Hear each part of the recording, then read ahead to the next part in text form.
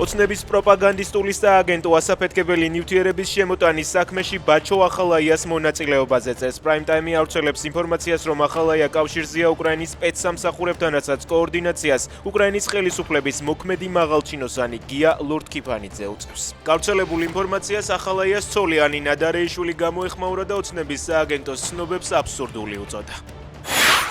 მოსამართლე ნინო გალუსტაშვილმა ანასტასია ზინოვკინასა და არტემ გრიბულს 8 წლითა და 6 თვით პატიმრობა მიუსაჯა. ნარკოდანაშაულის ბრალდებით დაკავებული რუსეთის მოქალაქეები თავს პოლიტიკურ პატიმრებად მიიჩნევენ და თვლიან, რომ ნოემბერ-დეკემბრის საპროტესტო აქციებში მონაწილეობის გამო ისჯებიან. ანასტასია ზინოვკინამ დასკვნით სიტყვაში თქვა, რომ შიმშილობას იწყებს არტემისა და იმავე საქმეზე მსჯავრდებული ანტონ ჩეჩინის გათავისუფლების მოთხოვნით.